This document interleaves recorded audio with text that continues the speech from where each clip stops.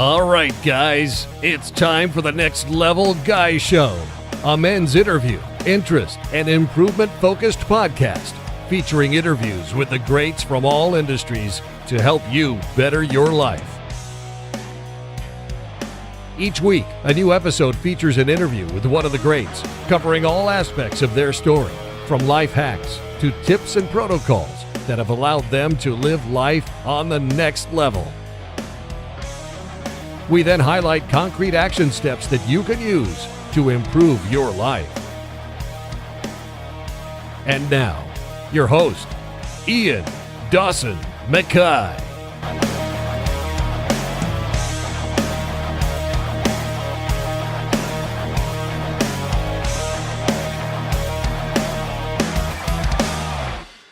And today's guest is Enigma. Enigma is a body language analyst who makes videos on the body language and mannerisms of characters and actors in movies, TV shows, internet videos, and so much more. Enigma teaches how body language can be learnt and used to make us better communicators and connectors with others. He's a qualified body language analyst with a CPD certified diploma in body language analysis and is endorsed by the Quality License Scheme. In this interview, we discuss what body language is and why it's a superpower if you can understand it, how body language leakage and micro-expressions can help you be better in all situations, from dates to poker to business meetings, and so much more.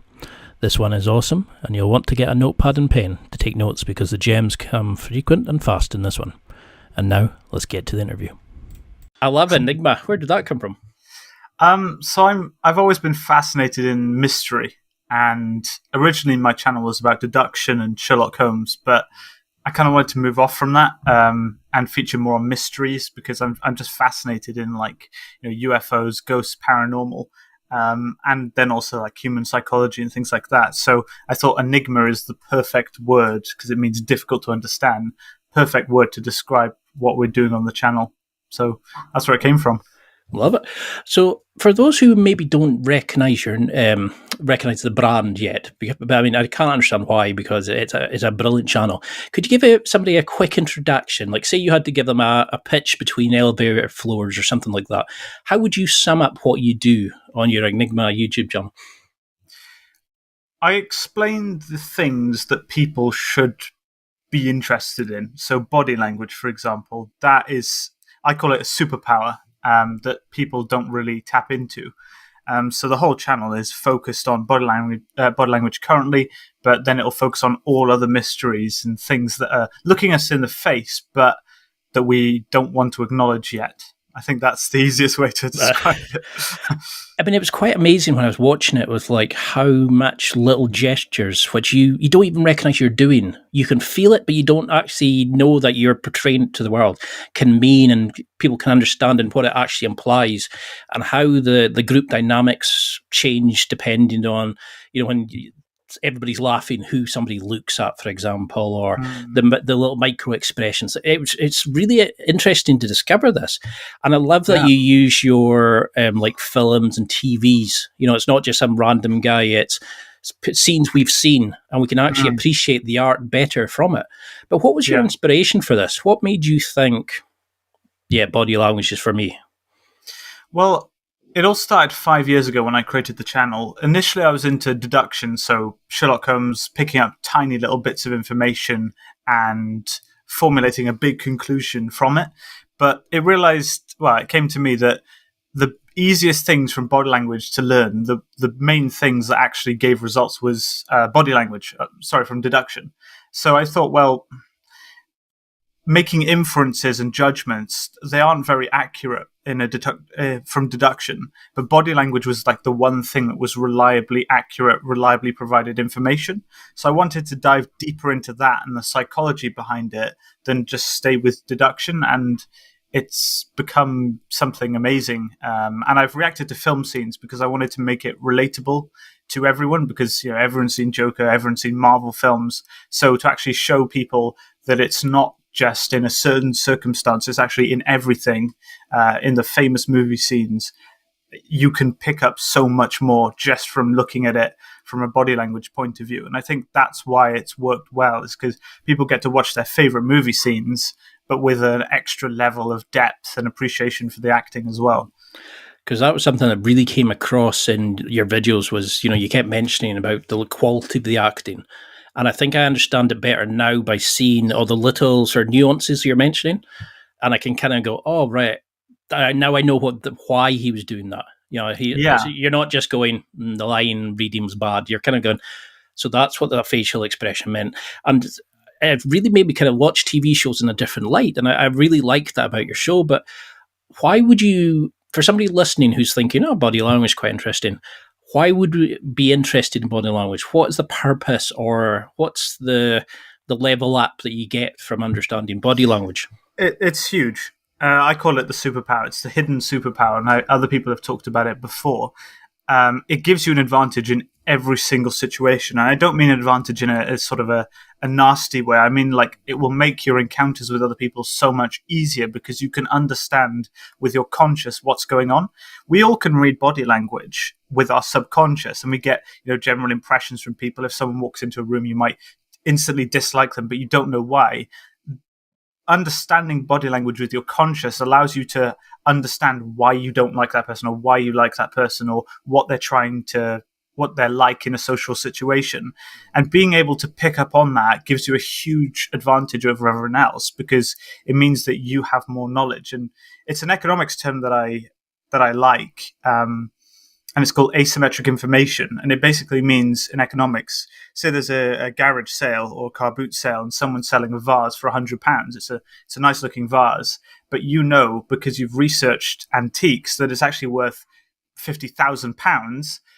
To them, if you buy it, it's good for them, because they're like, oh, we've got rid of this old antique for £100. We thought it was worth nothing. So to them, they're happy, and to you, you're happy because you just made £50,000. It's like that with body language. It allows you to see situations and take advantage of them that other people just are completely oblivious to. And I think the biggest application of it is in the dating world, trying to give a good impression to a girl or stuff like that. That's where most people are interested in it.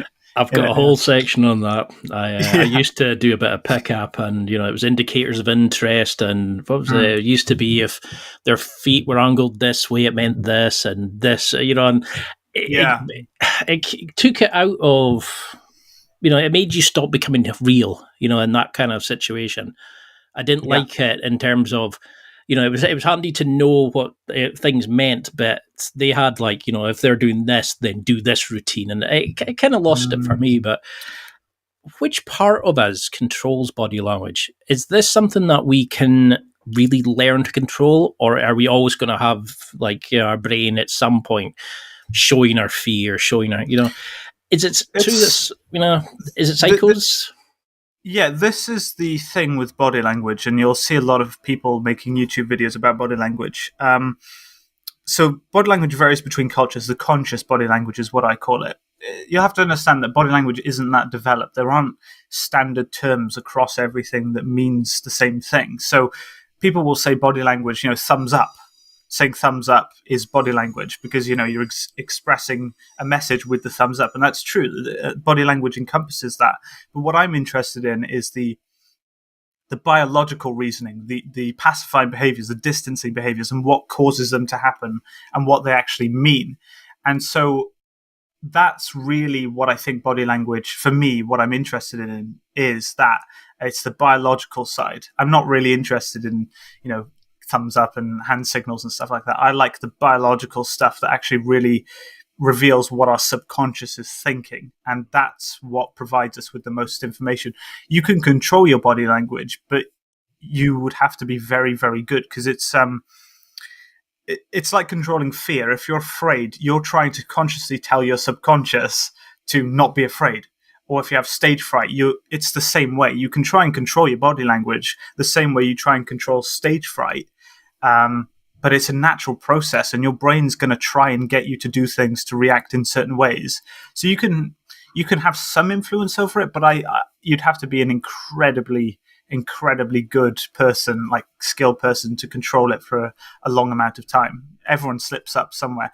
And actually, if you're a liar and stuff, or you're a serial killer trying to hide it, the more you try and fake it, the easier it is to spot, because basically your baseline the whole time and baseline is really important in body language. You'll go from having neutral body language, which is trying to stop giving off expressions, and then all of a sudden you'll exhibit one cue, you'll slip up once, and it's that slip up, the huge deviation in the baseline, that is what people like me will look at and go, oh, that shouldn't be there. Why is that there? So actually what happens is, if you try and control it, you end up making it worse for yourself, because any one slip up is instantly recognizable. Whereas if you were constantly doing pacifying behaviors and that was your baseline, it's more difficult to see like pacifying behaviors occur at certain points because you're already doing it, basically.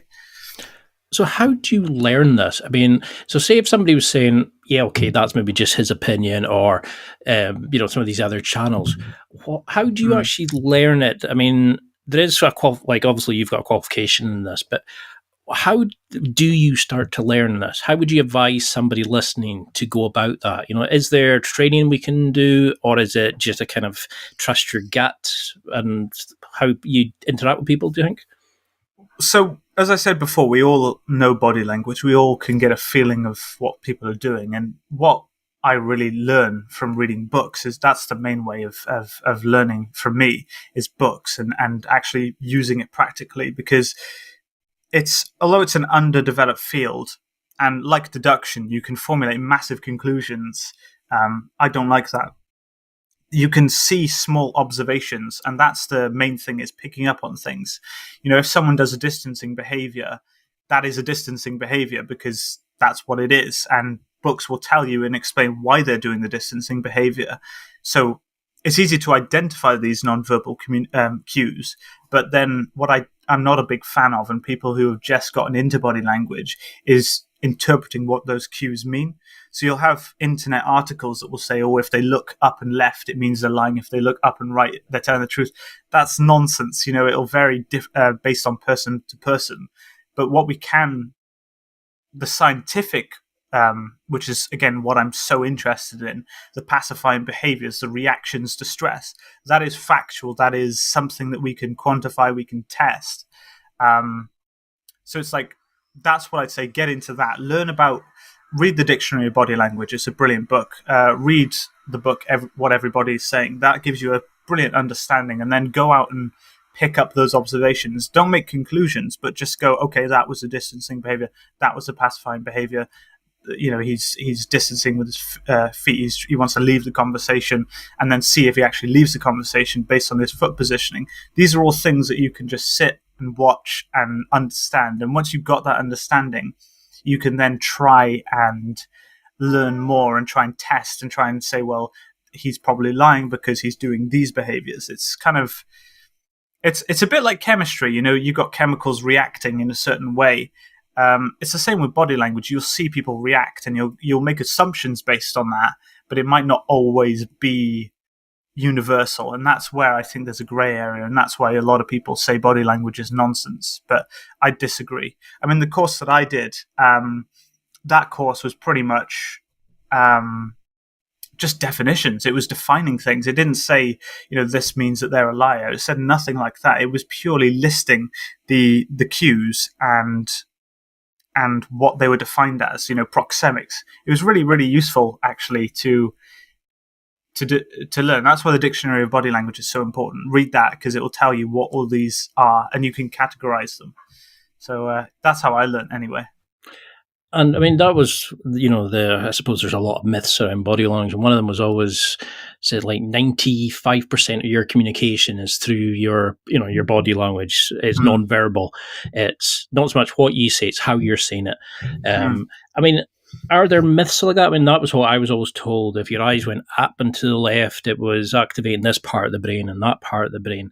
But that's the way I looked at it, was like, and that's what I got from your channel, was all of that is just such a myth. There's not, this doesn't exist. It's not like I can read every single person by. But how do we establish a baseline? How do we know what's normal and what's not for somebody? Well, that's why it's not maths, it's chemistry. That's the biggest example I can give. Maths, 1+1=2. That's it. There's no arguing about that. Whereas chemistry, you have different reactions, you have different things happening, and you might not always get the same results. You have to do hundreds of tests with reactions to see and get an official result written down. And even then, it's up for debate, and people can argue about it, bicker about it, and formulate conclusions and theories. That's what body language is like. People who say that looking up and left means this, that's not always applicable. It might do, but then you have to quantify that with data and statistics. But that is, to use that as a judgment, to use that in everyday life is nonsense. And these are where the myths arise. You mentioned 90%. They say around 70 to 80% is in the nonverbal communication. But then again, you have people who have cases of autism who may not exhibit so much nonverbal communication. It might just be purely verbal. So it's all about the baseline. It's all about the individual that you're looking at. And this is where it kind of becomes a gray area that people don't like. And that's why people don't like body language that much, is because some people might just go completely against what you're saying, because people are like that. People are different. So it's not universal for everyone. That's why I always say in my videos, it commonly means this. And you have to take into account how many times they do this.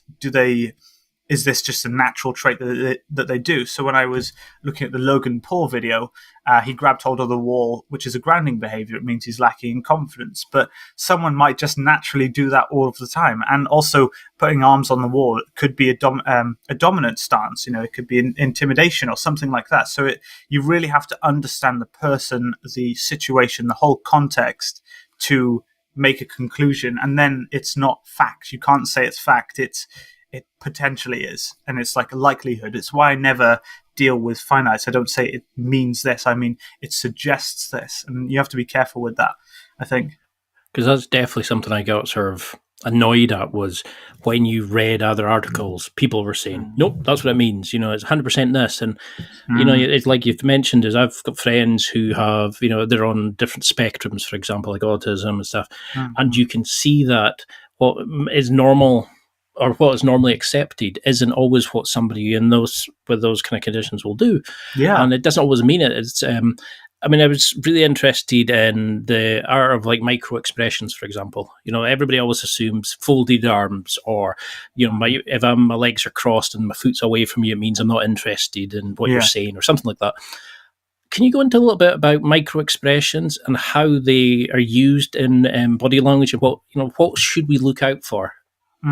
So micro expressions tend to occur when we don't really want to give away body language. So people who, well, we all know what a micro expression is. It's a short expression, a leakage.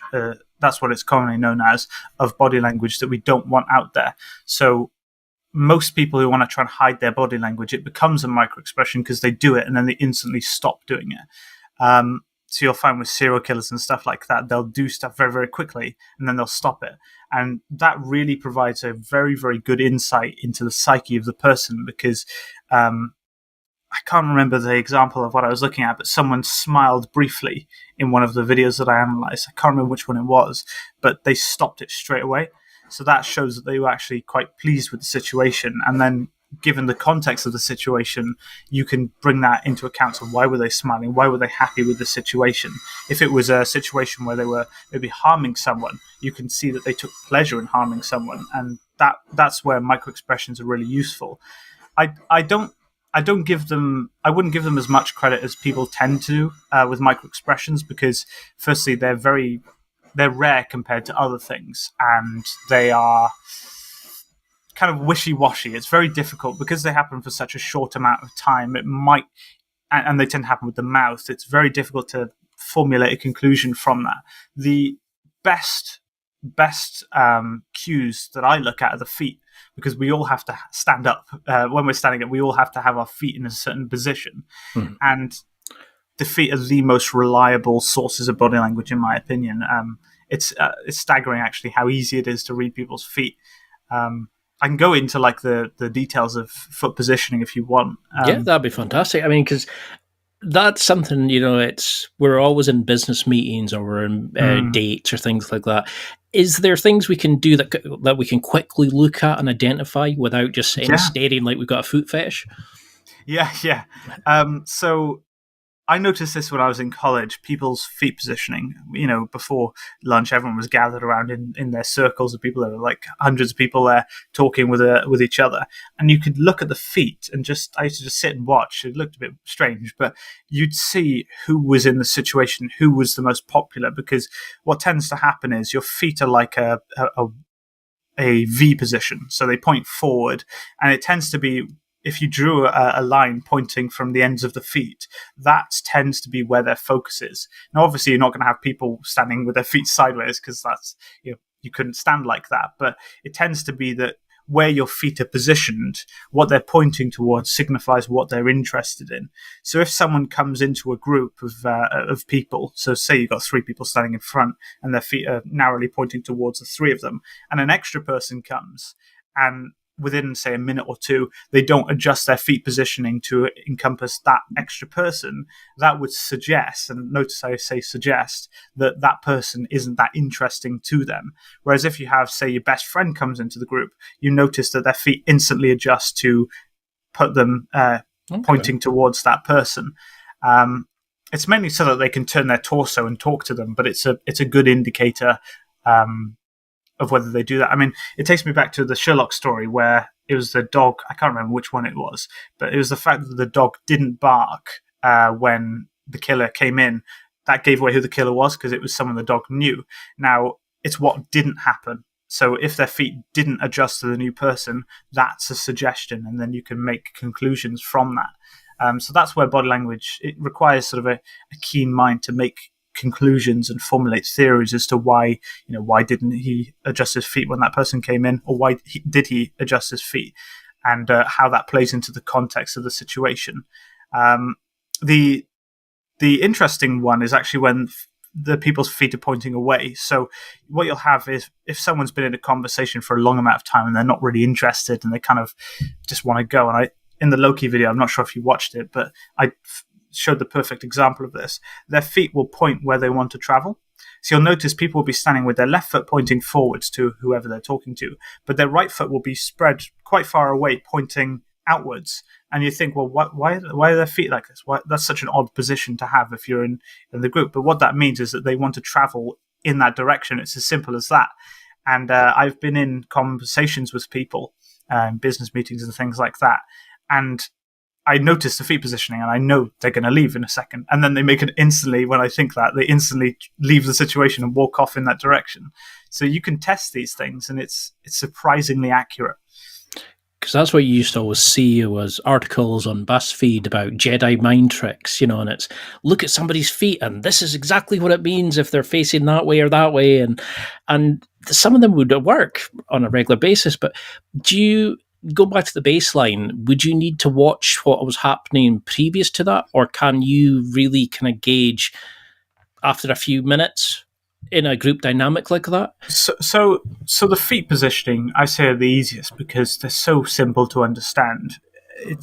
There's only so much body language you can do with your feet, because they have to be standing still, because that's how you stand. Otherwise, you'd fall over. So they have to be positioned, and there are only a certain number of positions they can be. So what it does is it allows you to it increases the accuracy of your observations, because there's fewer variables, there's fewer positions the feet can be in. So you can, and again, you can't say definitively, but if someone's in a group conversation and no one adjusts their feet to point towards that person, to sort of encompass that person in their feet positioning, you can tell roughly that that person's not that interesting in the group, so they're not, they don't want to engage with that person. And I've noticed it when I've joined groups of people haven't adjusted their feet, and then you notice from other cues, so how they talk and stuff, they don't look at you, they don't try and include you in their conversation, and then with those extra variables, you can then understand, okay, they don't really want to talk to me. And then that's when you leave and go somewhere else. And understanding body language allows you to tell that a lot sooner than if you didn't know body language. But it's accurate. It's more accurate with the feet, I think. Because that's where I always struggle sometimes, is like when I'm like in video, for example, is I always feel stress about being on video. And sometimes I feel like there's a standing joke in my family that when I concentrate, my eyebrows come together and I look like a serial killer. And I don't always feel like I'm being natural. Like I feel like my hands are always kind of together because I don't want them to show that I'm agitated or annoyed, and I sometimes think I've got this face on that looks like I'm not interested. And I think this is the thing that's put me off about doing video is it's what I look like. And I'm worried of looking weak, or I'm worried about looking disinterested, or Yeah, I think that's because there's a lack of, because you're not actually there physically with a person. There's a lack of communication. You can't see my full body, I can't see your full body, so I don't know what you're thinking, and you don't know what I'm thinking, and that can give you anxiety over that. It's why we pace around the room when we're on a phone call with someone, is because we are talking to them, but we have no body language feedback. So we get a bit stressed and anxious because we're like, hang on a sec, I can't see what this person's doing. Do they like me? Do they not like me? What are they thinking? And consciously, you may not be thinking about this, but your subconscious is telling you, okay, you need to walk around, you need to get rid of some of the stress. And that's why we pace often up and down. It's to reduce anxiety. I'd say it's a pacifying behavior. But yeah, it is really interesting. And I think poker players are a key example of this. They're all about. Yeah, I don't actually play poker. Surprisingly, everyone says I should because I'd be good at it. Apparently, I would have thought you'd be cleaning up. But everyone asks, "Well, I play poker, so what should I do to not give anything away?" And I always tell them, the main thing is to conceal your body language. If you're sitting like this, you will always give something off. I don't know how long a game of poker goes on, an hour, 2 hours, 4 hours, whatever. But to not give away any nonverbal communication in that time, it's impossible. You just can't. You will always do something. Even if you actively think about not doing it, you will always give something away. It's just how it is. So I always say to them that you want to conceal your mouth. You want to make sure your hands aren't doing anything. So I can actually show you the best position for poker, if anyone plays poker is watching this. But the first thing to do is get your hands out of action, because your hands basically give away so much information with what they do, whether they fidget or move or anything like that. So you want to interlock your fingers. And what that does is it stops your hands from doing other things. You want to put your thumbs together. And then what you want to do is lean in. So what that means is when you're in a situation, your body language, your proxemics, so the distance between you and the person, changes. So say, I don't know, someone deals you get a good hand. You see the good hand, you instantly lean in. People could take that as you're interested, you're leaning forward, you're putting yourself closer to the stressor because you're confident because you've got a good hand in cards. So that people will glean that information. So the best thing to do is just always be leaning in. Don't give them any information. So what they say is to put your elbows on the table, close your interlock your fingers, put your thumbs together, and put your hand on your chin, and then use your hands to cover your mouth, so you're not giving anything away, and then just stare down. That's the best position for poker, because what it does is it stops your hands from fidgeting. It stops your mouth, if you do any micro expressions, from doing anything. It means that you're always leaning in, so you're not leaning out in, which could give away information as to how good your hand is and things like that. And it basically just stops you from giving away information. That's the only way you can really conceal your body language. But then again, people will know that you're trying to conceal your body language. So it doesn't work if you're a serial killer, because they'll be suspecting you then. I mean, does that work in sort of work situations? Because I've noticed that since we've gone to COVID working from home, a lot of people come on to Zoom calls, Microsoft Teams, and it's almost like there's this, I don't know, this fight, in debate, because they're in their home situation, but they're on a work call. And it's almost like they forget that they can be seen and their eyes are rolling, or they're not happy at work. How should we advise? Would that be the stance for people during these kind of work situations, or does that show lack of confidence when you're presenting? Say we're discussing this just now. Yeah. So again, and this is a big debate with body language that I'm sure we can touch on later, but it's, if you have this advantage, you know body language, you know what people are basically thinking, and you know what signals you're giving off. That means that you have the responsibility to control that. So it's whether or not you enact it. Now, if I'm on a Zoom call with people and stuff like that, I will judge, okay, well, who am I with? Is it like, do I have to look good, or is it just neutral? Like, am I just talking with mates? Am I doing some work, but it's not necessarily important for me to look good in this situation? You take that into context. Now, if you're in a job interview, say, for example, over Zoom, you don't want to be doing what I told you, because that just looks wrong. You're hiding your body language. People will think, that's a bit strange. Why is he doing that?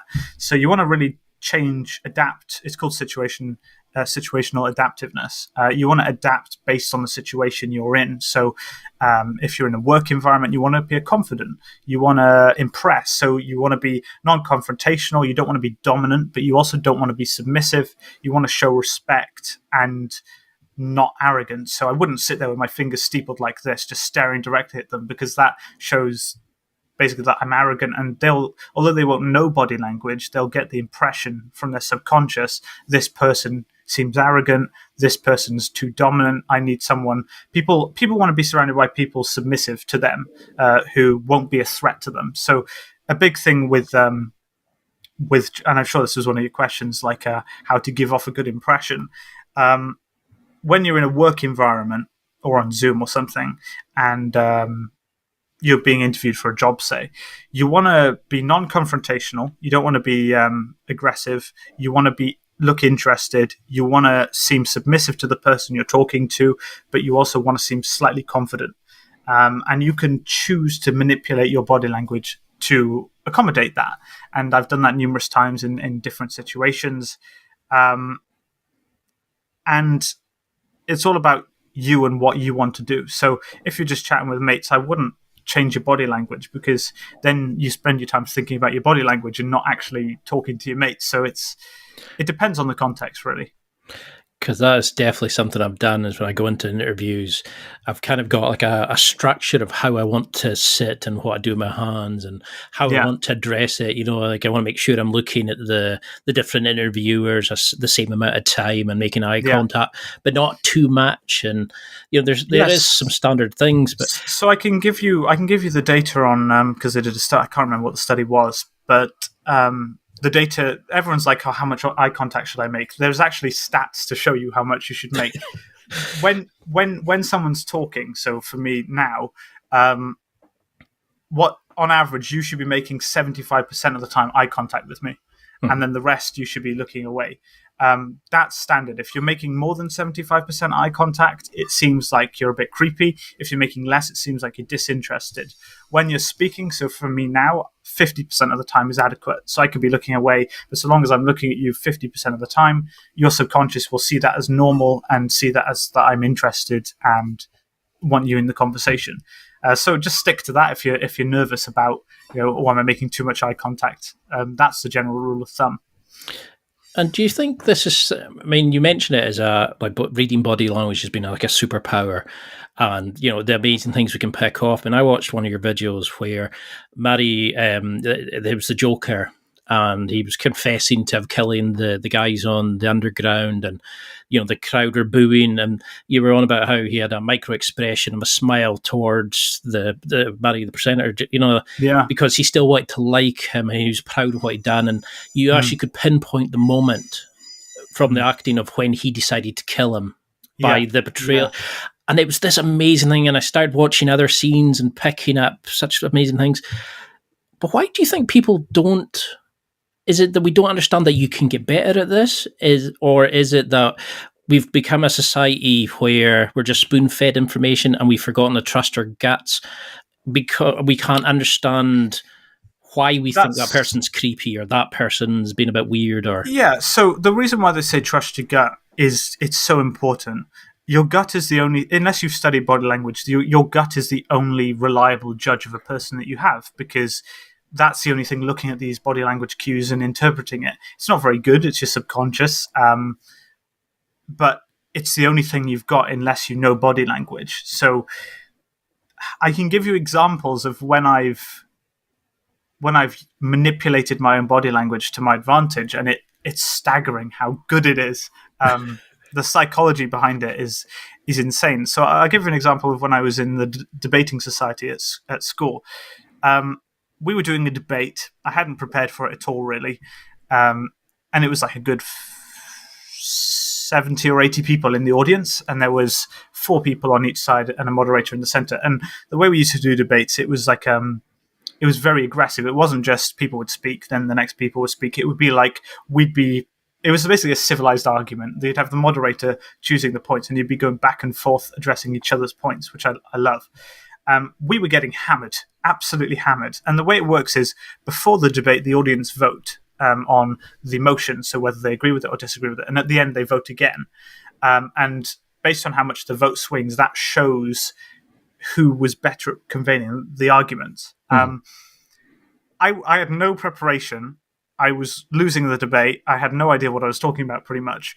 But I knew body language. So I sat there with my fingers steepled like this, leaning in, and I made eye contact with the audience, and then briefly looked at the people I was competing with. And I kept looking at the audience, kept nodding my head, kept smiling, but my fingers were steepled, and that's a sign of strong confidence, and also leaning in is.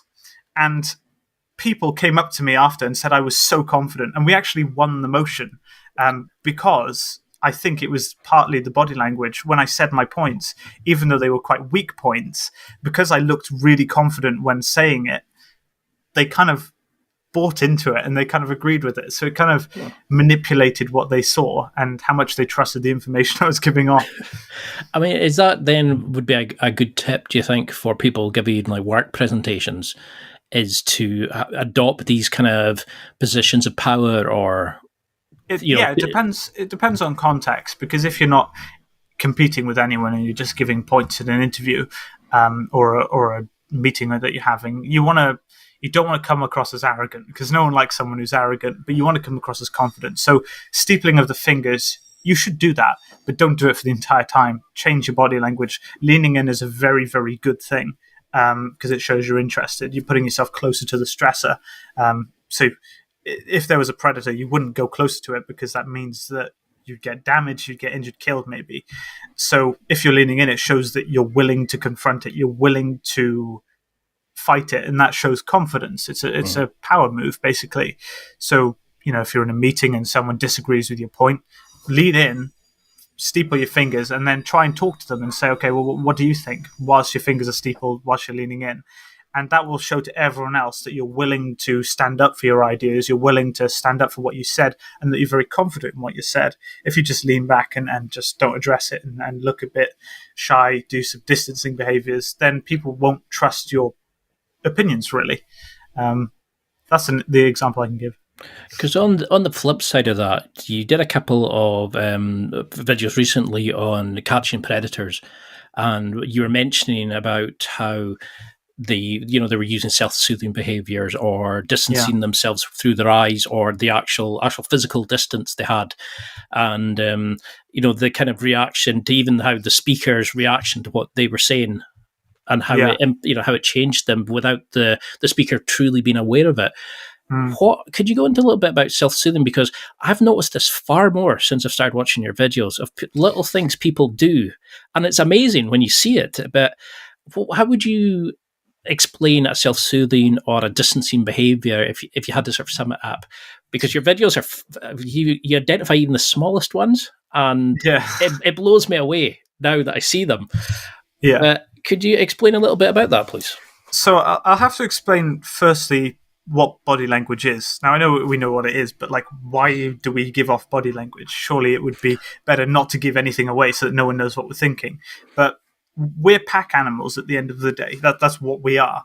And if no one gave off body language cues, no one would have any idea what anyone else felt. So you could have really, really, really annoyed someone, so much so that they want to kill you. But if they're not giving off any body language cues, you don't know that you're annoying them. You don't know that they're going to hit you soon because you've said something that's hurt them. So that's why people get angry. People give off these cues, and it's why we all do it. It's to help each other. It's to let everyone else know what we're thinking, what we're feeling, and don't say this because it's offensive. Don't do that because it makes me angry and I might hurt you because of it. So that's why we do it. Now, what pacifying behaviors are and self-soothing pacifying behaviors are a way. It's all in the limbic system. So what that is the part of the brain that regulates stress. So when we experience a stressor or a potential stressor, so someone or something, a question maybe, did you murder someone? And if you did murder someone, your limbic system will be flooding your body with just stress. So what you need to do is control that. So pacifying behaviors are ways to control that. So you'll notice if you're angry or there's a loud bang and you get startled, you'll feel the need to scratch everywhere. You'll feel actual tingling. So what that is your limbic system trying to calm you down. You have to scratch that to get rid of it, to calm yourself down, to help you in a situation. People do that when they're nervous. It shows an increase in anxiety. They have to bring these levels down. There's no reason why we need to do it other than to give off signals to other people for the reason what I said, we're pack animals. But we can use these observations to see what causes the reaction. So, and that's why baseline is so important. If you have a serial killer who is always calm, cool, collected, just sitting there confident, and then all of a sudden you ask them, did you kill this person? And all of a sudden they do pacifying behaviors. It shows that they have an increase in anxiety. And that increasing anxiety is what you basically use to make your conclusions.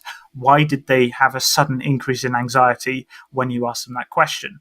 Now, it could be that it's just a question that would, if you were asked, are you a killer? You'd be a bit anxious, wouldn't you, if a police officer asked you that? Yes, so that's when it's context. You have to understand it because you have to understand when people get nervous, when people don't.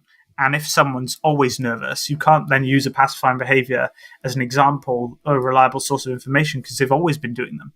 So that's why you have to see the baseline. It's like a line. And then if there's a huge deviation, that's when you look at it and go, why did that happen? What were they asked at that point? Who did they encounter at that point? And then you can use that to make your conclusion. So these predators, they've been, there was the one I did, the first predator video that I did. And when they confront him about his username that he was using to basically talk to underage girls, he instantly does a distancing behavior and then he folds his arms. He tries to pacify himself.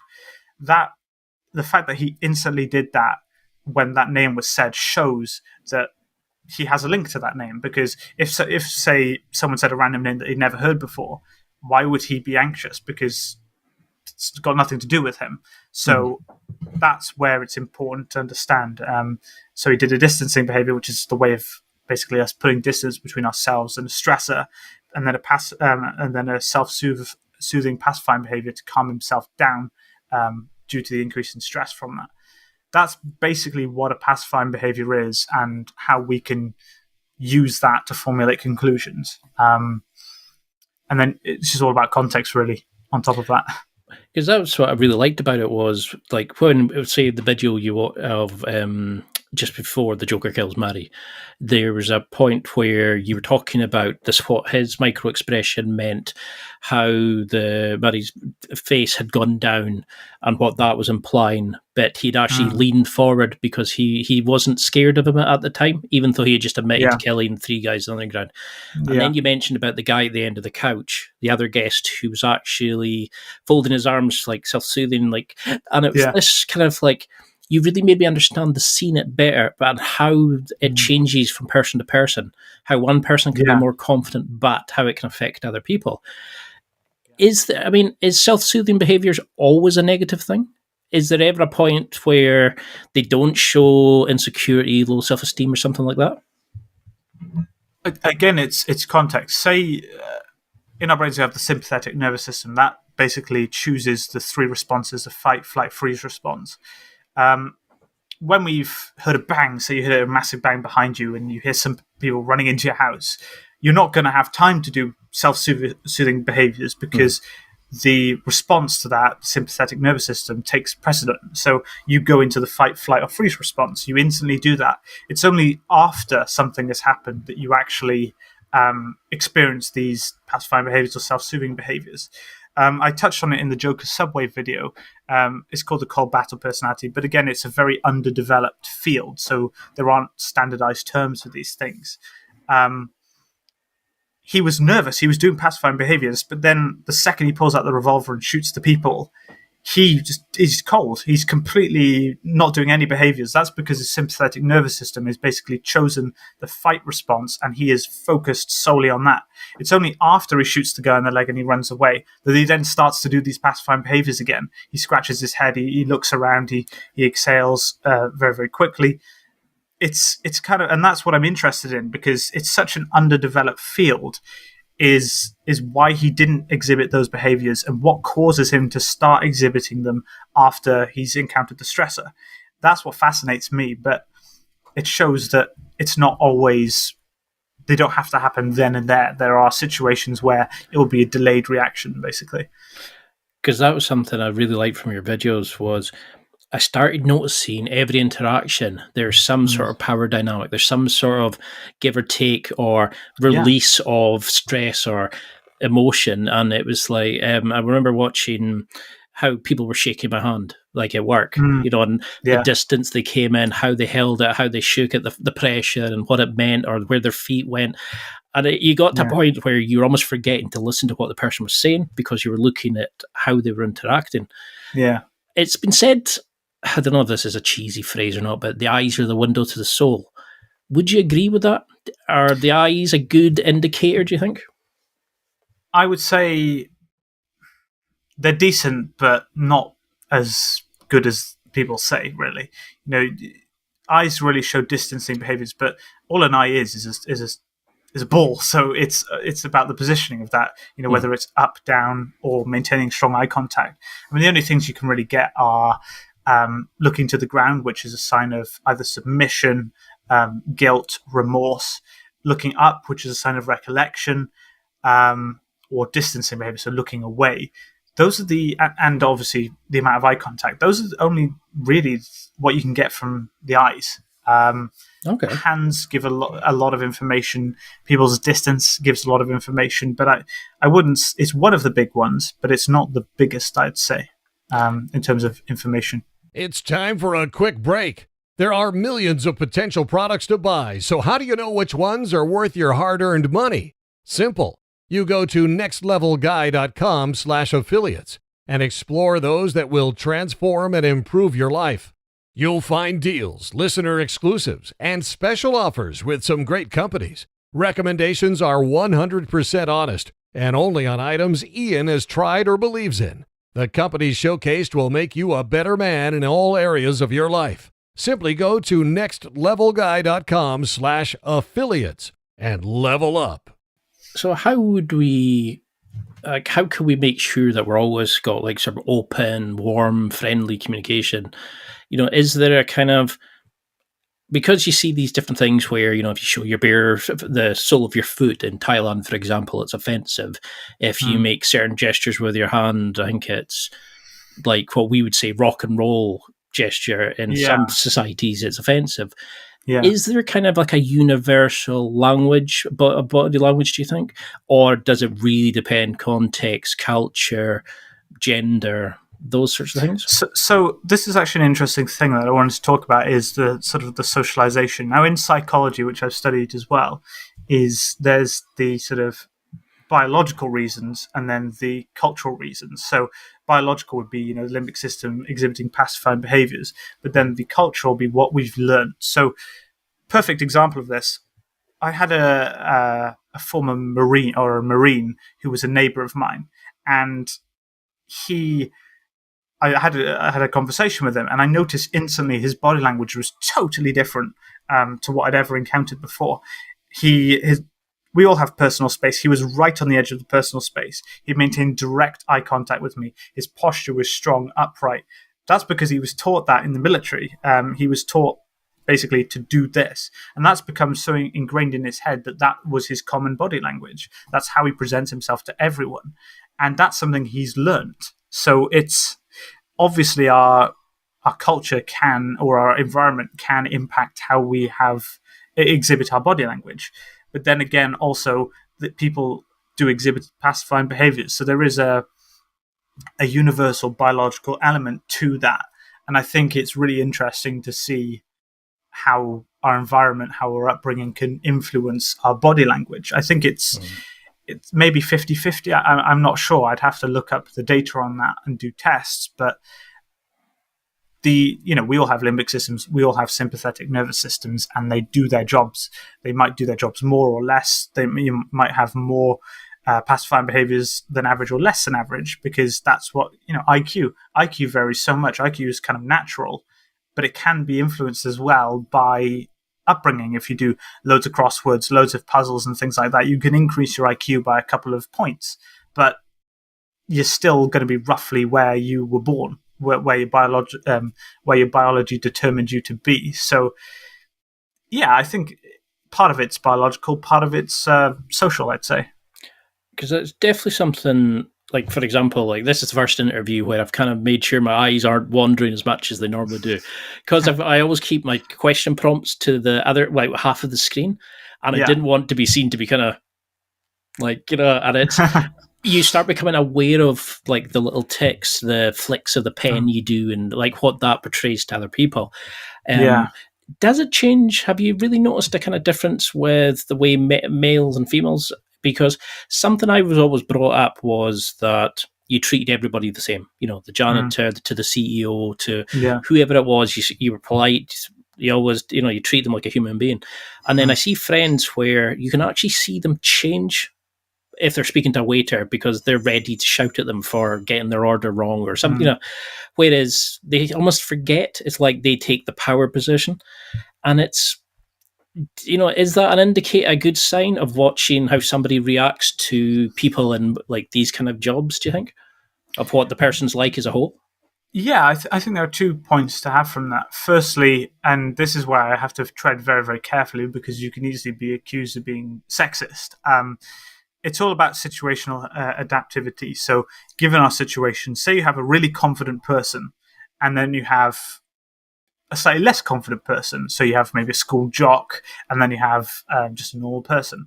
That school jock or whatever will be more confident, more dominant than the normal person. So when they interact, there will be that power dynamic. That person will clearly be stronger and more dominant than the other person. That's just how it is. But then if you take that other person and put them in a room with more submissive people, that person will become the dominant person and will exhibit the traits of the jock, but to these people. So it's all about context. If you have someone who's very submissive, they could still be the most dominant person in a room if you put them in a room filled with more submissive people than them. Now, I've coined the term dominant and submissive because it's the easiest way to explain the power dynamic. Dominant being people see themselves as more capable to deal with the threat than someone else. That's pretty much what it boils down to, is how much we're afraid. It is fear, basically, how much we're afraid of someone.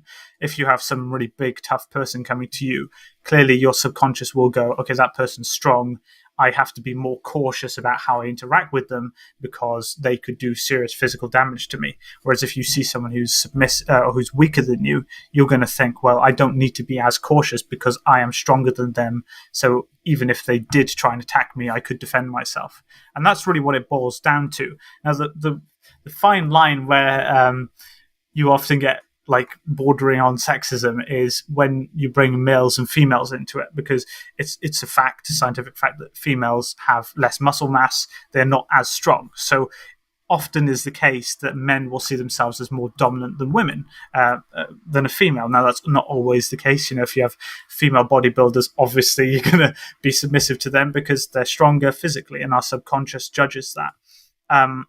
So this is why you tend to have women exhibiting certain behaviors and men exhibiting certain behaviors when they're interacting with each other.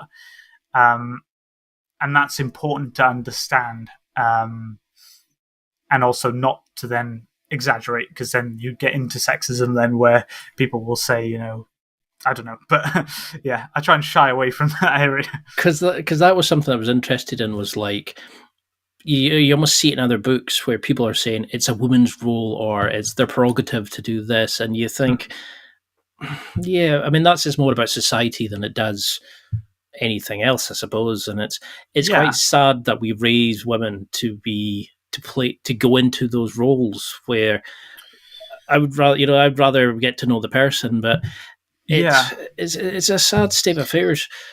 When it is sad, yeah. And I think that, again, I have to be incredibly careful.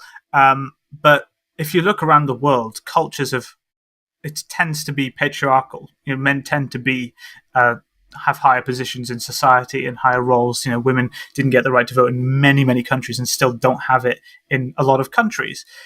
I think that just boils down to the biology and the fact that we haven't become that civilized yet. Biologically, women on average have less muscle mass, so they are physically not as strong as males.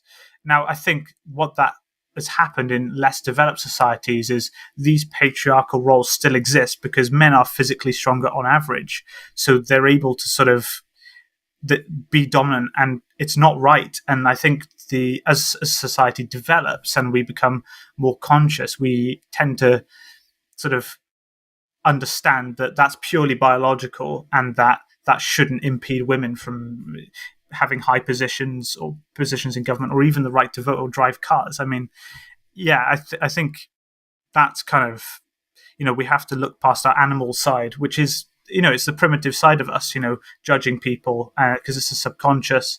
And I think we need to develop and grow past that and put that to bed. And I think that's why sexism exists. So, to be honest, around the world, I mean, it's certainly one of those topics. You can't help but roll your eyes when you hear people say men and women jobs and all this kind of things. And you think we'd be past that by now, but it's like you're saying, it's the way our societies are set up, like the cultural impact as much as behind what's happening in our brains. So, yeah. What would you say to people about being like, there's a lot of lying, there's a lot of deceit in your videos where you watch people and you say, well, he's doing this because he's dealing with the stress of this, or he's dealing, it's how do we, I just realized how that sounded. How do we identify lying, deceitful behavior, that sort of thing? Is it again looking at the context and then looking at the spike in how they speak, or the self-soothing, or the distance they make figuratively or literally, or is there a kind of standard way we can tell? Yeah, the easiest way to tell, and it's easier in mundane situations because, again, as I said, if you ask someone, did you kill someone? Even an ordinary person who's completely innocent will find that to be anxious. They'll get anxious by it because it's a strong question. But if you say to someone, did you steal the cookies from the cookie jar? People aren't going to do pacifying behaviors if they didn't do it because it's just a cookie. But if you ask someone who did, you'd expect to see pacifying behaviors. Now, often in the real world, the biggest sort of lies that people tell are if they've cheated with someone. That's the sort of the biggest one. And that's why I try and react to cheaters as well, because it's very important to look at. If you just ask them direct, look for distancing behaviors, look for pacifying behaviors. That's like the important thing. And especially in relationships, you'll know the baseline because you've been with them for such a long time. You'll know what they're like. And it's why people get gut feelings that people are cheating on them. It's because they've seen these nonverbal cues and they've sort of understood it with their subconscious. They don't know why, but they just feel that way. Look for pacifying behaviors. If they are touching their face or folding their arms or scratching or fidgeting and stuff like that, these are pacifying behaviors and shows that they're going through heightened anxiety. And the reason why they're going through heightened anxiety is because you've found them out. You've found that they are the liar. If someone is completely innocent and you ask them a not that strong question, obviously not like, did you kill someone? If they were innocent, they wouldn't be doing these pacifying behaviors because they know they're innocent and they're not afraid. Distancing behaviors, then again, are another perfect example. If you're looking at someone and you ask them, did you do it? And they look away, it's not as obvious as just look away, but they'll keep looking away with their eyes. They'll lean back in the chair. They'll try and distance with their feet even. If you pair these two together, so they do pacifying behaviors and distancing behaviors, you can say with not certainty, but you can say they're probably lying to you. And that's kind of the easiest way to tell if someone's lying to you. Yeah, that's pretty much it. Because it's like your the video when you were observing Amber Heard's testimonial in Court TV. And it was amazing how you'd picked up on the fact that she kept doing that and like quickly looking away from the person asking the questions because she didn't want to kind of deal with it, and how you noticed she immediately went to what she had been told to rehearse or the answer, and how she was always looking at the person who'd helped her for the support. And that, I mean, when I was listening to it, I was thinking, it sounds off. And then I watched, like when I seen it on TV, and then when I watched your video, it kind of went, right. And then you notice the how you look at people. Like my mom could read me like a book. Like I used to, like, she would just go, yeah, right. And it's like you're saying, it's the relationship and the relationship of the group dynamics and stuff like that. Yeah. What are you looking for in terms of like dating? Because I mean, I know everybody's thinking body language, dating, pickup. Is this sort of thing, you hear people say a girl plays with her hair, she's interested. It's not really, that could be just a little, like a habit she's got. Is there such a thing as indicators of interest, as pickup used to call it? Is there things that we can look at for attraction or... Yeah, and I think this is the misconception with pacifying behaviors and emotional stress in the limbic system is emotional stress can be positive as well. So, and this is important. If a girl likes you, and you're with her and you're communicating with her, she will be afraid of your judgments of her because she doesn't want you to see her in a bad light. So you'll compliment her or something like that. She will exhibit pacifying behaviors. So touching of the hair. Now that might be a habit, and that's why you have to understand the baseline. But touching of the hair, touching of the chest, scratching, fidgeting, these are pacifying behaviors, and these can be used to tell if someone likes you.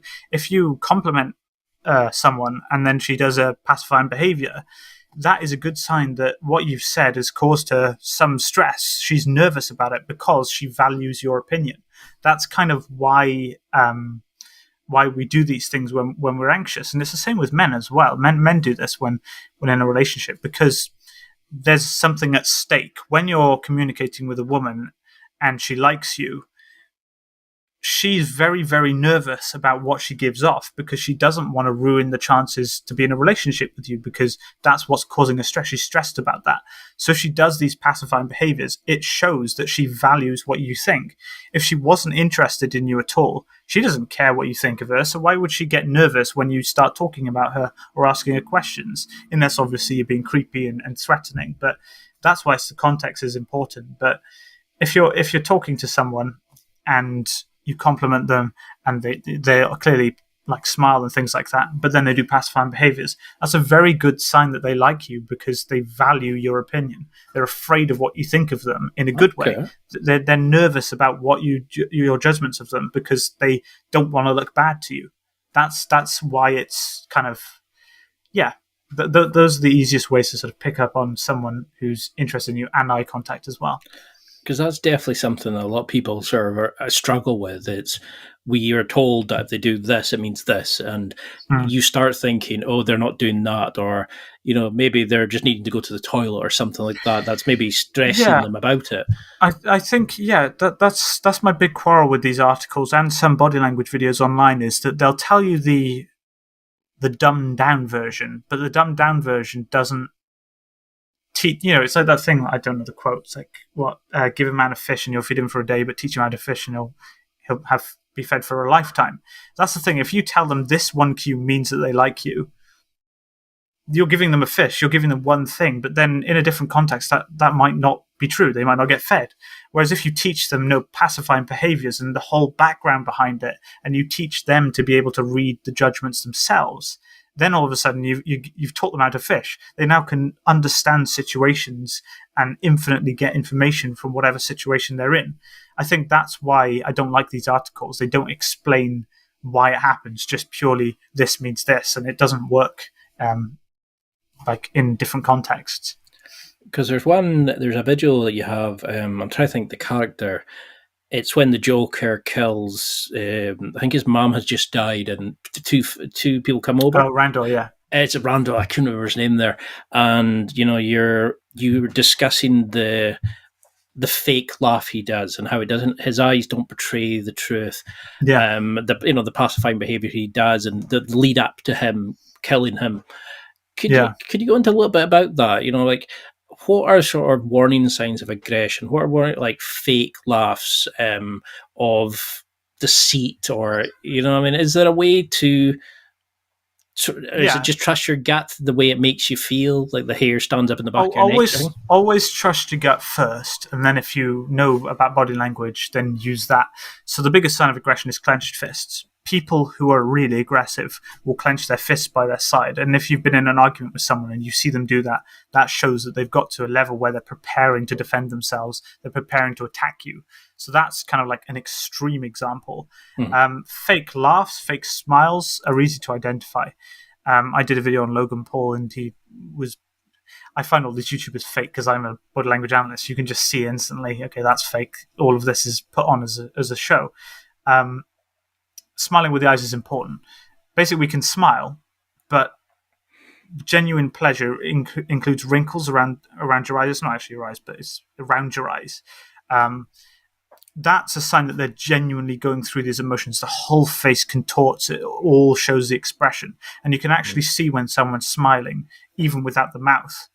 But and this is the easy test you can do. If you're watching a video, pause it when they're smiling, cover their mouth. Can you see that they're smiling without their mouth? If no, then it shows that they're actually forcing it, because it's the conscious trying to imitate the subconscious, and it doesn't understand it really. When you're going through genuine emotions, you express genuine emotions, but when you're trying to fake it and you're not an actor, you're not trained in how to do it, you do it, it looks off. You don't do it accurately. And I think that's it's easy to spot once you know how. Because it's definitely something like I've noticed more. It's the smile doesn't meet the eyes. You see it in cashiers, you see it in people in customer care a lot more. It's the kind of, here we go, and then they put on this kind of mask, and it's like, and I can understand why you're not in those situations, but it also makes it, you pick up as a customer sometimes in people who just don't want to be there.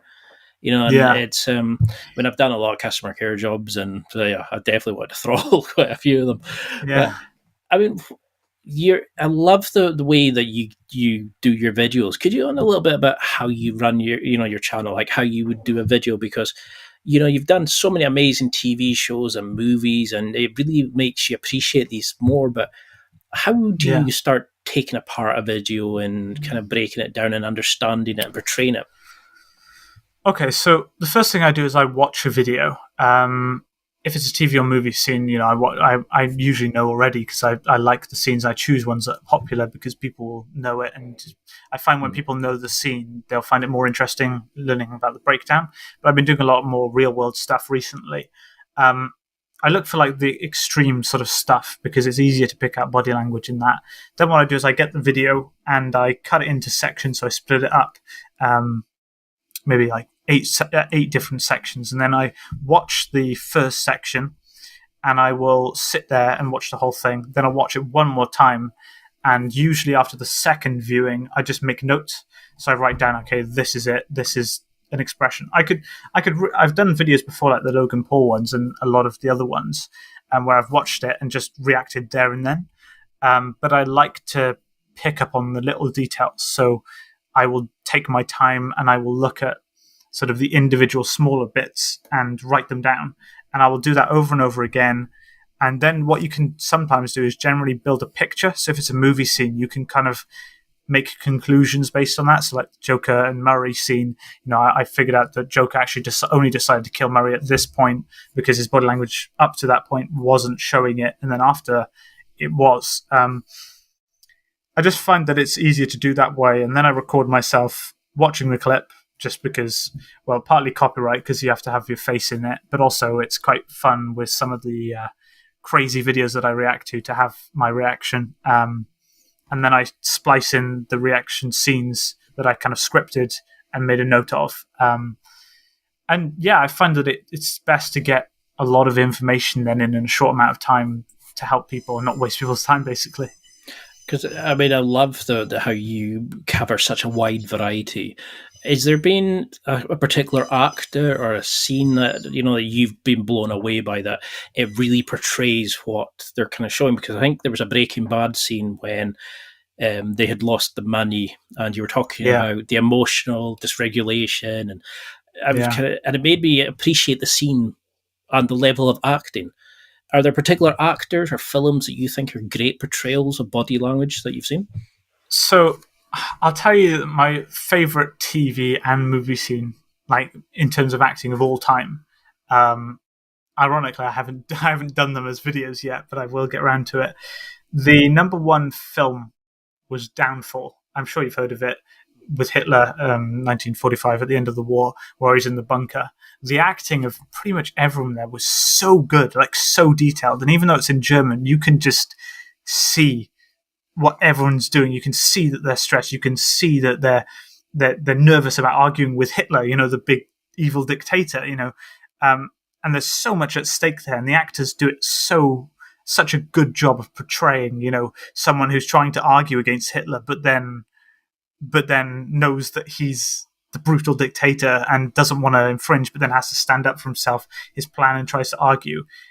The acting is so detailed there. It blows me away. It does.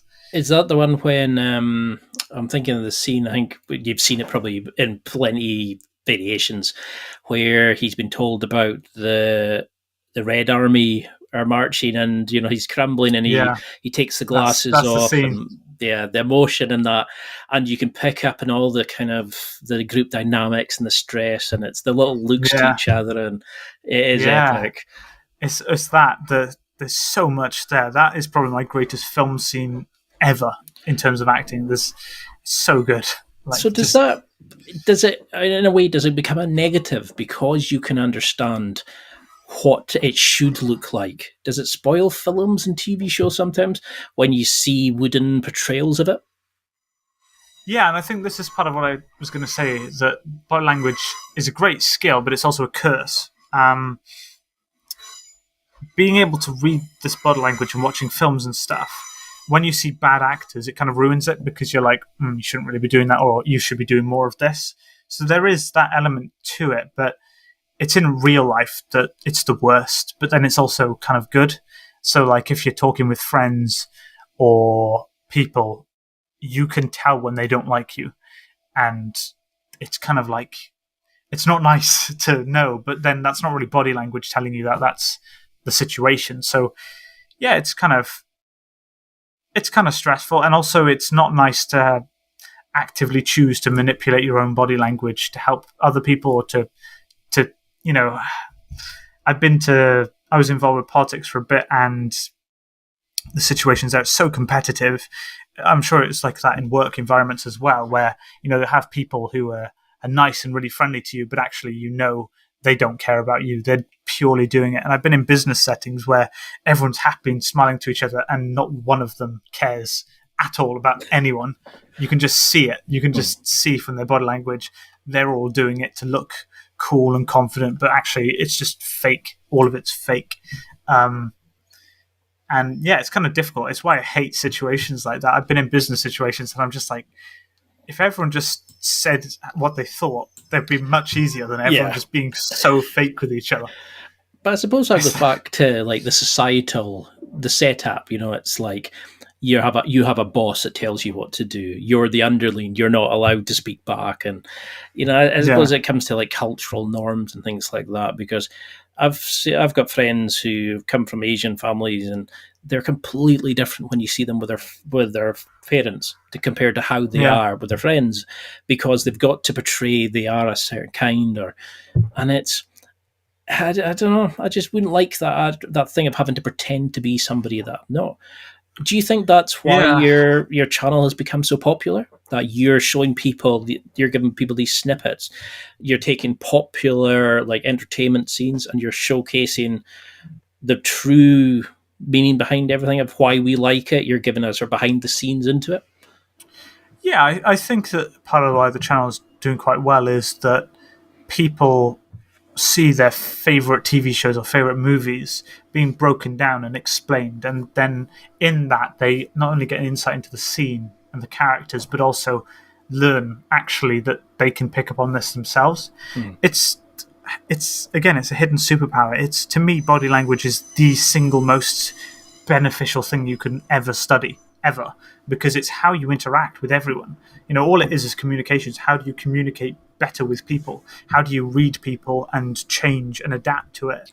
And I can give you another example of when it's been insanely useful. Is I was at a meeting with someone. I'm not going to go into like too specifics, but the Home Secretary of the entire country, the UK, was at that meeting, and everyone was so competitive. It was like a business environment, so everyone was like fake to each other. People were confident, arrogant, bragging and stuff. And the Secretary of State walked into the room, and so I just went. I actively made the decision. I was at the other side of the room. I walked straight across the room, made eye contact, shook his hand, and had a short conversation with him. And I did the proper handshake. Looked super confident, and the rest of the night, everyone there was coming up to me, talking to me, trying to impress me, because they thought I was someone important, because I'd given off that body language to them. I'd been so confident, so friendly with the guy who was so important. Everyone thought subconsciously, okay, this person must be important. It's again, caveman times, pack animals. You have the group alpha. And then you have someone who's able to go up to the group alpha and hold a conversation and be jokey and stuff like that. Everyone wants to befriend the guy who did that, because obviously they're in with the person who's in charge. They're friends with the person in charge, so they want to get in on their good terms, because they've got mates that are the most powerful people. So it's kind of, if you're at work or something, be friendly with the boss, be confident. If you're being interviewed for something, go straight to the interviewer, shake their hand and stuff. If it's like a group interview or something, you want to be the most confident, the most friendly, dominant person there. And it's how you instantly get at the top of sort of the pecking order. Everyone says 5 or 7 seconds is what you use to make an impression of someone. If in that time you see them just be super confident, super up there, everyone will see you that way forever. Basically, it's It's because it's what they used to say about dating. If you went in and there was a girl surrounded by a bunch of guys, go and befriend the guys as much as the girls, because they would look at who the group accepted more. Even if they liked you, and it sounded sinister at the time, but I kind of understand it now about how the group can affect the dynamics of who they allow in, and like you said, there's great ways to use it. That was something I really liked about your channel, was the in depth that you went into. But how do you get over this? Because in COVID, people are now coming thinking, right, I want to achieve this. I'm fed up of not living my dreams. So I'm going to start a YouTube channel. I'm going to go for a better job, whatever it is. How do you get over the fear of going out your comfort zone? Like, how did you overcome the fear of recording yourself? Because I've always done audio. Video terrifies me because I'm always worried about how I look. What advice would you give about that kind of situation of presenting yourself more normally, I suppose, or more confident? I suppose there's two questions there. Like, how do you find the confidence to do stuff on your own and put yourself out there on YouTube and stuff, and how you do it in a social situation? When I was in school, I would force, and I read this rule, I don't know where it's from, so I can't give credit, but it was basically like, if anyone asks for volunteers or asks for anything, always say yes. No matter what even if you're the most incredibly nervous person out there, always say yes, always put your hand up.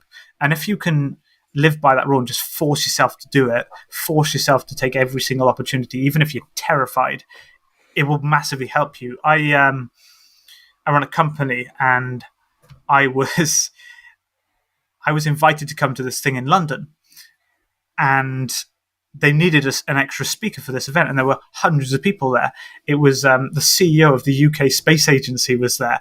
People who had put rovers on the moon were there speaking at this event, and there was one seat available, and I run a company, and I lived by the philosophy, so I said yes, and I was on stage at 18 years old with these incredibly important people, and it was the best, like one of the best days of my life. I was rocking it. Everyone came out to talk to me. It was amazing. The amount of people I met, the popularity was just insane. And that's because I said yes. I was terrified. I wasn't qualified. I wasn't anything, but I said yes, and I sort of faked it until I made it. And this actually comes to a quote that I read from Napoleon, which is, "Power is in the presence of power." You don't have to have any power at all, but if you look powerful, you are automatically powerful, even though you're not. If you fake confidence, you are confident, because all confidence is how people see you. It's not really if you're confident or not, it's how other people think you are. That's what matters. So it's if you can fake it, you are it, basically. And that's what I kind of do for everything. I love that, because they used to always say, act as if, like always believe, you pretend you're confident, and then you will eventually become that way, because your body goes, well, okay, you must be feeling confident, so I must be confident, And Yeah. I think it was Gary Vaynerchuk, he was saying about the might as well law, where you can just go, well, I might as well just go do that. And that's the way I was always brought up was, if somebody gives you an opportunity, go for it. If somebody needs to clerk a meeting, to do this, to volunteer for something, because you never know where it can go and the connections and the relationships. But which of your videos are you most proud of? Is there ones that you would advise somebody who's coming new to this to come and check out? That which ones blow you away or are you most proud of? I like the real world sort of videos where I actually am able to glean a lot of information and actually uncover the story behind why someone's acting a certain way or what's happening. So in terms of educational videos, I'd say probably the cop one I did recently. That's one of my favorite ones, where I basically just explain why this cop gets out his gun on this innocent person who hasn't done anything wrong, and why he did it, and the body language he's giving off. I like it when there's a complete explanation as to why he did it, what behaviors he did. And it was a classic example, again, with one of the predator hunting videos that I did, exposing predators. The first one I ever did, that's another one I'm really proud of, because I just felt like I nailed it. Everything was just textbook example of pacifying behaviors, distancing behaviors, and it was just perfectly presented by the guy, and I think I picked up on it quite well. I also like the crime case that I did, but that wasn't body language related, because that took a lot of work. I did a lot of research into that. So yeah, I think those videos are probably my favorite ones that I've ever done. The film ones are good. I like the film ones, obviously, but I like it when it's just, there's so much information and you pick up on it and you can just effectively say, this person is doing this, this, this, and this for these reasons. And there's no concern about being wrong, really. Most of my videos, I'm like, it could be, couldn't, and I'll say it as a thing. But those ones, I was like, I'm pretty sure this is what it is. So yeah, that's it, basically. So how do you think running the channel has changed you? After seeing thousands of examples and, the minute detail you can break it down into, the feedback, the comments, etc., what do you think it's taught you about social interactions, and has it changed you in any way, do you think? So running the YouTube channel, it's kind of spooky. I did some quick maths based on my viewership, and it says that at any given point during the day, about 300 people are watching me at that exact moment. Very nice. And it's just terrifying. It terrifies me, though, because it's like 300 people watching my face now. It's like, it's bizarre. I feel like I have a lot of responsibility with that. It freaks me out in a way, because it's like, it's just a lot of people, isn't it, that I'll never meet, I'll never talk to and stuff watching me. And it's kind of, if you look at the countries that you've been viewed in as well, it's just amazing to think the entire planet, like someone from every country has watched you, and they have their own lives, and they do stuff, and they've taken the time to watch me, and might have learned something and stuff. People watch my videos in schools, and it's crazy. In fact, when I was in school, people were watching my video. The English teachers were watching. They put my video on in class, not knowing that it was me. It wasn't my class; it was the other class. But they watched me whilst I was in school learning from them. It was so bizarre.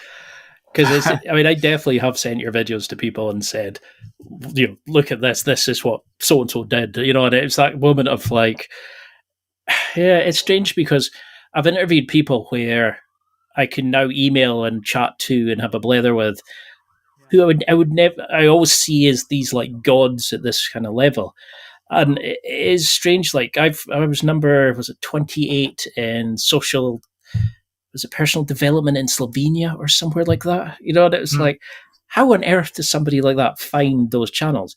And I can understand like the big name videos, but that, and I think that's the beauty of your channel as well, is you actually break down things that people enjoy as much, but let them see it at a whole new level. Yeah. But can we change this quickly? Can we understand body language in a matter of minutes enough to better our relationships? How quickly can somebody become better at body language, do you think? I think from watching, if someone's been watching this, I think if you just literally make a note of what I've said in terms of reading people like the feet and stuff, and you just learn to look for that. All it is learning to look for it. It's not actually, the knowledge is quite simple. It's just actively going, okay, I need to look for this in a situation, actually remembering to look. I think that's it. Next time you meet someone in person, look at their feet and just see what their foot positioning is. Is it pointing directly towards you? Are they pointing 1 foot away? That's the first step, I think. And then look at their eyes and stuff like that. Are they distancing, or how much eye contact are they making? Are they looking at you too much, too less? If there's a girl that you potentially have a crush on, talk to them, see what they do, compliment them, see how they react, and don't make any solid conclusions, but just think like, okay, it might mean this. And as you go on, then you'll be able to have a bigger knowledge base of like proxemics, and why people exhibit these behaviors, and that's sort of like a more deeper understanding. But you can tell a lot from just surface level understanding of body language, and it doesn't take long to learn. I mean, that is definitely, like, I was listening, kind of going, right, okay, next conversation, I'm looking at that. I was trying to take it in and think of my next question. And, it's you've given out some absolute gems. I mean, I definitely want to do a round 2 where we really get into the sort of the deeper nuances and things like that. But what would you want people to take from this? Like, if you had to sum this up, is there a go-home message that you would give them, or maybe a bit of homework or something just to remember about body language or relationships? Okay. I think the thing I'll say is 80% of any communications you have with people, 70 to 80%, is body language. If you can master that, you have a huge advantage, an absolutely huge advantage in life, because you know how to help people. If someone, your partner or something, is feeling sad, you know what body language to do to help them. You know what body language to do to be confident in work. You know what body language to do if you're being interviewed, and you can significantly improve your chances of getting that job you want, or even getting the girlfriend that you want, if you do these body language cues, if you know body language. So just take the time to learn body language. We spend so much time learning different languages, English, French, but if 70 to 80% is actually non-verbal communication, and it's universal, so it doesn't matter what language you speak, learn that. That's what you should be learning. And trust me, you won't regret it. It's a superpower. Because when you said that, I thought, why are people not spending more time learning this? And it's almost like people just don't seem to understand there is this hidden language. It's what these things mean. And it's just the small insight you've given in this will blow so many people away, because they will start seeing the micro expressions, the fake smiles, the way the eyes, the smile doesn't meet the eyes, or the way the feet actually highlight their deception of the distancing behavior. I mean, I like that one where, the guy was like literally moving his head back, or like he was moving it, the way he played with his hair and what it meant. Yeah. And there's some amazing videos, but until we can get around 2, because I know we're way over our time limit, how could people keep in touch with you? How can we follow, get in touch with you? I mean, speaking events, if I follow your social media, that sort of thing, because you've started a new channel branding. And I also like to ask why green, by the way. Well, actually, it's psychology. Green and red on YouTube stand out significantly more. And I'll tell you something interesting as well, is that I alternate my thumbnails. So I run one thumbnail for a day, then another, just to see what the click-through rate is. When I don't put the arrows, the big arrows and the circles around people's faces, my click-through rate halves. So, okay. And that's the difference between a viral video and just terribly performing video, the click-through rate. So that's kind of why we do it. And I know I get criticisms for it, clickbaity thumbnails, but you have to. It's YouTube. And yeah, it's fascinating. But red and green stand out the most on YouTube. So I'm starting to implement green into the branding, basically just to make the click-through rate increase, because I think the videos... My average watch time is something like 7 minutes. It's nuts on YouTube. YouTube's like 2 or 3 minutes at best. But my click-through rate's quite low, so I need to get that click-through rate up, and then more people will be hooked onto the videos, I think. Because that's definitely something I noticed was, it's like 30,000 on this video, 100,000 on this. You have an amazing amount of views. People are coming because you're giving actual in-depth information, but you're giving valid, life useful information.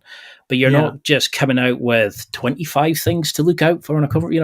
It's actually quality information that makes giving people examples they've seen and understand it. But what's your social media handles? How can people follow along with the branding? So if you go onto my YouTube, all of my social media is there. So I have an Instagram, which is just Enigma YT. I have Twitter, which is, I think, Enigma YT or YTC. But they're all on my YouTube channel if you head over there.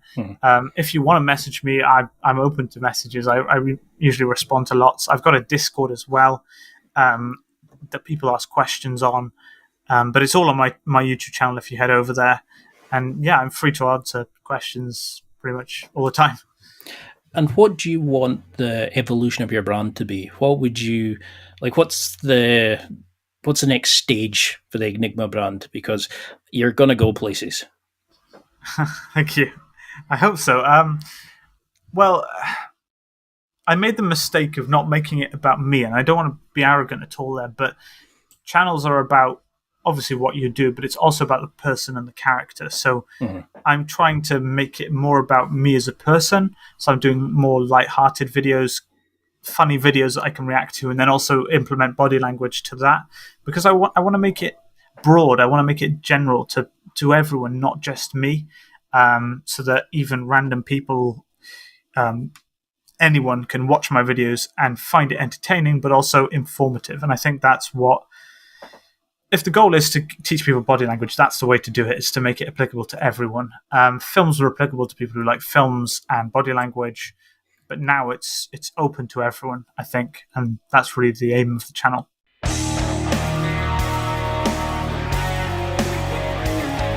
Well, that's it for another week, and thank you for listening. It's now time to take what you've learned and use it to develop and enhance your life with the key points mentioned. Listen, try it, embrace it, use it, and crush it. Now's your time to hit that next level in your life. If you liked this episode, then please leave a comment on the show notes or a review of the show on your podcast platform. Everything helps evolve the show. Until next week, keep seeking the next level in your life.